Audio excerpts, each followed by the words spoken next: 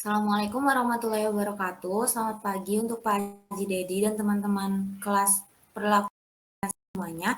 Baiklah, kami dari kelompok 4 akan menampilkan hasil diskusi kami terkait komunikasi dalam organisasi. Untuk anggota kelompoknya itu ada Muhammad Almer Agaton, lalu saya sendiri Intan Syafiqah, ada Alia Intani Nafisah, dan Ulrika Cinta Nurmaulida. Next.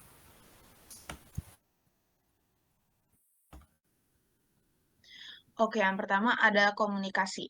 Istilah komunikasi mengandung makna bersama-sama, common atau commonness, yang berarti pemberitahuan, pemberi bagian, pertukaran, di mana si pembicara mengharapkan pertimbangan atau jawaban dari pendengarnya. Kata sifatnya adalah komunis, yang artinya bersifat umum atau bersama-sama. Kata kerjanya adalah communicare, yang artinya berdialog, berunding, atau bermusyawarah. Komunikasi merupakan proses yang secara umum digunakan manusia dalam melakukan interaksi sosialnya. Next.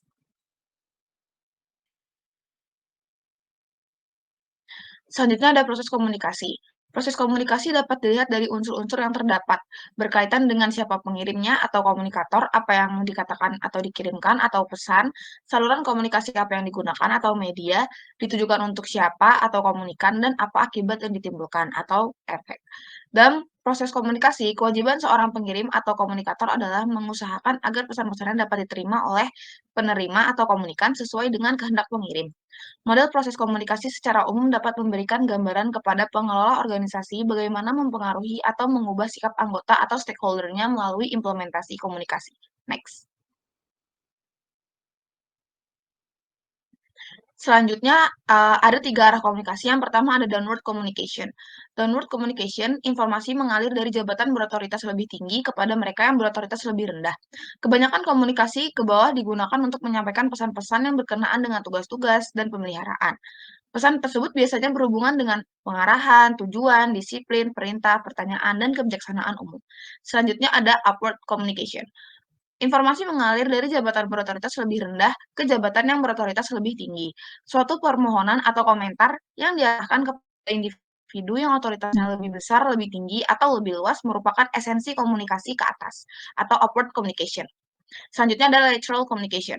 Komunikasi yang berlangsung di antara anggota-anggota organisasi yang menduduki posisi-posisi yang sama tingkatannya.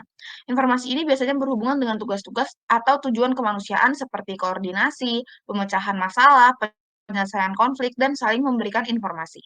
Next. Lalu selanjutnya ada interpersonal communication. Yang pertama ada komunikasi oral atau lisan. Keuntungan dari oral communication adalah kecepatan atau umpan balik. Kelemahan utama dalam oral communication adalah setiap kali informasi yang dikirim harus melewati sejumlah orang. Lalu selanjutnya ada komunikasi tertulis, meliputi memo, surat, email, dan lain-lain. Keuntungannya adalah pesan dapat disimpan untuk waktu yang tidak terbatas, serta komunikasi tertulis lebih mungkin dikirim dengan baik, logis, dan jelas. Kelemahannya adalah tidak memberikan jaminan penerima akan menafsirkannya sebagai yang dimaksudkan oleh pengirim. Selanjutnya ada komunikasi nonverbal, meliputi gerakan tubuh, intonasi, atau penekanan yang kita berikan kepada kata-kata, ekspresi wajah, dan jarak fisik. Penting untuk berhati-hati terhadap aspek nonverbal communication dan mencari isyarat nonverbal serta arti harfiah dari kata-kata si pengirim pesan serta harus menyadari kontradiksi di antara pesan tersebut. Next. Selanjutnya ada jaringan kelompok formal kecil. Jaringan kelompok disederhanakan dalam 3 kelompok kecil yang masing-masing terdiri dari 5 orang, yaitu chain, wheel, dan all channel. Chain atau rantai secara kaku mengikuti perintah rantai formal. Wheel atau roda bergantung pada tokoh sentral untuk bertindak sebagai penyalur untuk semua komunikasi kelompok. All channel memungkinkan semua anggota kelompok untuk secara aktif berkomunikasi satu sama lain. Next. Lalu selanjutnya ada grapevine. Grapevine adalah jaringan komunikasi informasi dalam kelompok atau organisasi. Meskipun rumor dan gosip ditularkan melalui grapevine yang mungkin bersifat informal, namun hal tersebut masih merupakan sumber informasi penting. Hal ini membuat para manajer merasakan moral organisasi mereka, mengidentifikasi masalah yang dianggap penting oleh karyawan, dan membantu karyawan mengurangi kecemasan.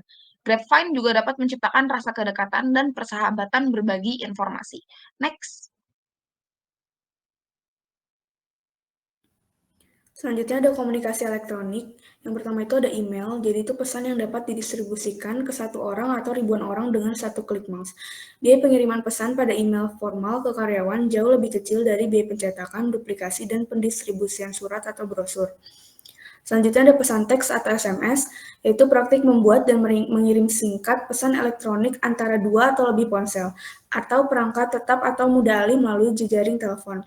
Yang ketiga ada jaringan sosial atau media sosial, itu tidak ada komunikasi yang dapat berkembang pesat melebihi jejaring sosial seperti ada Facebook, LinkedIn, dan Twitter. Selanjutnya ada blog, yaitu situs web tentang satu orang atau perusahaan. Jadi jutaan pekerja di Amerika Serikat memiliki blog dan tentu saja banyak organisasi dan pimpinan organisasi yang memilikinya. Selanjutnya ada video conferencing atau biasa yang kita gunakan Google Meet atau Zoom, yaitu pertemuan real time dengan orang-orang di lokasi yang berbeda. Audio dan video gambar secara live dan peserta melihat, mendengar, dan berbicara satu sama lain tanpa berada di lokasi yang sama. Selanjutnya ada pilihan saluran komunikasi, yaitu kesempurnaan saluran. Percakapan antarmuka memperoleh skor tertinggi dalam kesempurnaan saluran karena mengirimkan sebagian besar informasi seperti kata-kata, postur, ekspresi wajah, gerak-gerik intonasi. Ketika kita bercakap antarmuka itu, umpan baliknya itu akan segera baik verbal maupun non-verbal. Selanjutnya ada memilih metode komunikasi. Ada komunikasi secara lisan, yaitu berbicara tatap muka atau secara langsung. Yang kedua ada komunikasi secara tertulis. Yang ketiga ada keamanan informasi, yaitu merupakan suatu kekhawatiran yang sangat besar oleh hampir semua organisasi dengan informasi pribadi atau yang dimiliki mengenai para klien, konsumen, dan pekerja. Misalnya data pasien, rumah sakit, informasi fisik masih tetap mereka simpan dalam lemari arsip. Dan keamanan atas informasi mereka percayakan kepada para pekerja. Selanjutnya ada komunikasi persuasif. Yang pertama ada pemrosesan yang otomatis dan dikendalikan. Pengolahan terkontrol adalah penjelasan rinci tentang bukti dan informasi bergantung pada fakta, figur, dan logika. Selanjutnya ada tingkat ketertarikan, yang dimana merupakan prediktor terbaik dalam menentukan apakah akan menggunakan pengolahan otomatis atau yang terkontrol. Selanjutnya ada kepribadian. Kepribadian individu yang paling mungkin untuk dibujuk oleh bukti dan fakta ketika mengambil keputusan secara berhati-hati. Selanjutnya ada pengetahuan sebelumnya, yaitu orang-orang telah mendapatkan informasi dengan baik tentang suatu subjek akan lebih mungkin untuk menggunakan strategi pengolahan yang terkontrol. Selanjutnya ada karakteristik pesan, yaitu pesan yang tersedia selama saluran komunikasi relatif rendah dengan kesempatan kecil untuk pengguna berinteraksi dengan isi pesan. Selanjutnya ada hambatan komunikasi efektif. Yang pertama itu ada penyaringan, yaitu mengacu pada pengirim informasi yang sengaja dimanipulasi sehingga penerima informasi akan melihat hal tersebut lebih menguntungkan. Yang kedua ada persepsi selektif, yaitu komunikasi secara selektif melihat dan mendengar berdasarkan kebutuhan, motivasi, pengalaman, latar belakang, dan karakteristik pribadi lainnya. Yang ketiga ada informasi yang berlebihan, yaitu ketika informasi yang kita miliki untuk bekerja dan melebihi kapasitas, maka hasil informasinya itu juga akan melebihi kapasitas. Yang keempat ada emosi. Emosi itu pesan dapat ditafsirkan berbeda ketika kita sedang marah daripada kita sedang senang. Selanjutnya ada bahasa. Bahasa itu meskipun kita sedang berkomunikasi dalam bahasa yang sama, kata-kata itu dapat diartikan berbeda untuk orang yang berbeda. Selanjutnya ada keheningan. Keheningan itu seperti mengabaikan atau kurangnya komunikasi. Selanjutnya ada kekhawatiran komunikasi, itu penangkapan komunikasi yang lemah atau kecemasan sosial dalam komunikasi yang lisan maupun komunikasi tertulis. Selanjutnya ada berbohong, yaitu penghalang terakhir untuk komunikasi yang efektif adalah kekeliruan yang disengaja dari informasi atau berbohong. Selanjutnya ada implikasi global, yaitu ada hambatan budaya, yang dimana ada budaya kolektivitas, yaitu cenderung lebih menghindari perselisihan yang emosional.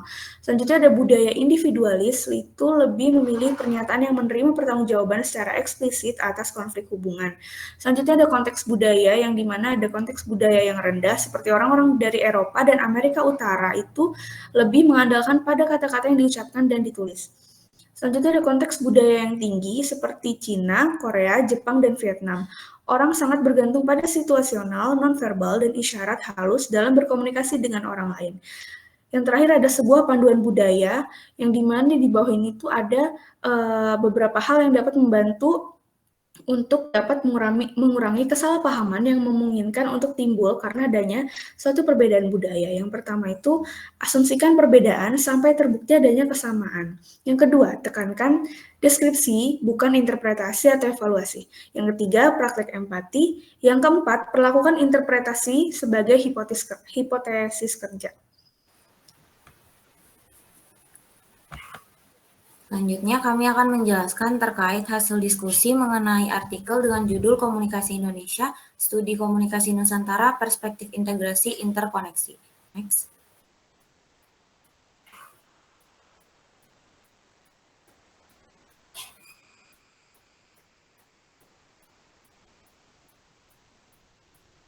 Yang pertama adalah latar belakang. Indonesia memiliki kekayaan alam limpah, mencakup sumber daya hayati, tambang, dan hasil pertanian yang menempatkan kita sebagai negara dengan peringkat tinggi secara global. Posisi geografisnya yang strategis juga memberikan keuntungan, namun pengelolaan yang belum optimal dan kesalahan dalam kebijakan ekonomi telah menyebabkan sebagian besar penduduknya hidup dalam kemiskinan. Selain itu, Indonesia menghadapi tantangan besar berupa konflik sosial yang sering terjadi akibat keragaman etnis, agama, dan budaya yang kerap diperburuk oleh komunikasi yang tidak efektif. Hal ini menimbulkan pertanyaan besar mengenai mengapa potensi besar Indonesia belum mampu membawa kesejahteraan bagi rakyatnya. Next. Selanjutnya adalah rumusan masalah. Yang pertama, mengapa Indonesia dengan kekayaan alam yang melimpah masih menghadapi masalah kemiskinan dan ketertinggalan ekonomi? Yang kedua, mengapa utang pemerintah Indonesia terus meningkat meskipun memiliki sumber daya alam yang besar? Yang ketiga, bagaimana cara meningkatkan komunikasi yang lebih baik antar kelompok masyarakat yang berbeda agar konflik sosial dapat diminimalisir? Yang keempat, bagaimana komunikasi yang mengandung nilai spiritual universal dapat diterapkan untuk menyatukan seluruh rakyat Indonesia dalam semangat persatuan dan kesatuan bangsa. Next. Selanjutnya ada perspektif integrasi dan interkoneksi. Integrasi itu merupakan proses penyatuan elemen-elemen komunikasi dari berbagai budaya dan latar belakang yang ada di Indonesia. Interkoneksi menggambarkan hubungan antar budaya yang terjadi melalui proses komunikasi lintas etnis, bahasa, dan agama di Nusantara. Next. Karakteristik komunikasi Nusantara. Yang pertama ada kompleksitas multikultural. Itu komunikasi di Indonesia tidak terlepas dari keragaman suku, bahasa, dan agama yang semuanya mempengaruhi cara individu berkomunikasi.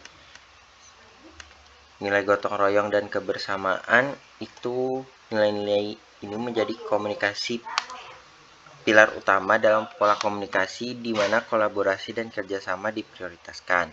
Yang ketiga itu penggunaan simbol-simbol lokal. Banyak pesan komunikasi yang disampaikan melalui simbol-simbol yang bermakna dalam konteks budaya lokal seperti bahasa isyarat tradisional atau adat istiadat. Next. Perbedaan komunikasi Barat dan komunikasi Nusantara. Pertama itu ada di pendekatan komunikasi. Kalau komunikasi Barat itu biasanya formal, terstruktur, dan berbasis pada prinsip-prinsip organisasi yang jelas. Fokus pada efisiensi dan efektivitas dalam penyampaian informasi. Kalau komunikasi Nusantara itu berbasis pada kearifan lokal, budaya, dan nilai-nilai tradisional. Komunikasi diwarnai oleh nuansa gotong royong, kebersamaan, dan harmoni. Yang kedua itu nilai utama. Kalau komunikasi Barat itu individualisme, menekankan pada pencapaian individu, prestasi, dan efisiensi dalam komunikasi. Fokusnya seringkali ada pada pencapaian tujuan pribadi atau organisasi. Kalau yang Nusantara itu kolektivisme, menekankan pada kebersamaan, solidaritas, dan gotong royong. Komunikasi berfokus pada kerjasama dan hubungan antar anggota masyarakat. Selanjutnya ada tujuan komunikasi. Kalau Barat itu mencapai tujuan bisnis dengan efisiensi dan efektivitas. Kalau yang Nusantara itu menjaga harmoni sosial dan persatuan dengan memperhatikan hubungan interpersonal, budaya, serta tradisi yang ada. Terus bahasa dan simbol. Kalau Barat itu menggunakan bahasa yang formal dan teknis, sedangkan yang Nusantara itu menggunakan bahasa lokal dan simbol-simbol budaya yang khas dalam konteks budaya Nusantara. Hierarki. Kalau Barat itu vertikal, itu biasanya dari atas ke bawah. Kalau horizontal dan vertikal, kalau Nusantara itu horizontal dan vertikal. Komunikasinya berjalan dalam dua arah, dialog antar kelompok dan antar individu. Terus konteks budaya dalam barat itu low konteks. Komunikasi lebih bersifat langsung, eksplisit, dan tidak terlalu banyak mengandalkan konteks nonverbal. Kalau Nusantara itu high konteks, mengandalkan banyak isyarat, nonverbal, simbol budaya, dan konteks lokal dalam komunikasi. Makna seringkali tersirat dan disampaikan dengan cara yang halus. Next. Selanjutnya ada tantangan komunikasi Nusantara. Itu ada globalisasi dan perbedaan etnis dan agama. Kalau globalisasi itu munculnya arus informasi dari luar yang dapat mengikis nilai-nilai lokal dan menyebabkan homogenisasi budaya. Kalau perbedaan etnis dan agama itu potensi konflik dan miskomunikasi di antara kelompok etnis dan agama yang berbeda memerlukan upaya untuk mengedepankan dialog dan pemahaman bersama. Next.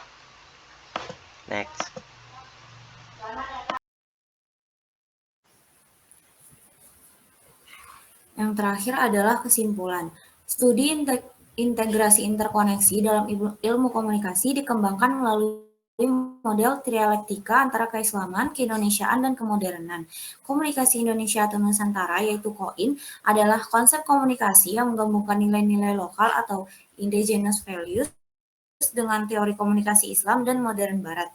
KOIN berfungsi sebagai bentuk komunikasi yang menyatakan aspek religiulitas dan nasionalitas, mengangkat kearifan lokal seperti ilmu kamanungsan serta tradisi leluhur yang dipadukan dengan perspektif profetik dan sains modern untuk membentuk komunikasi yang utuh dan holistik.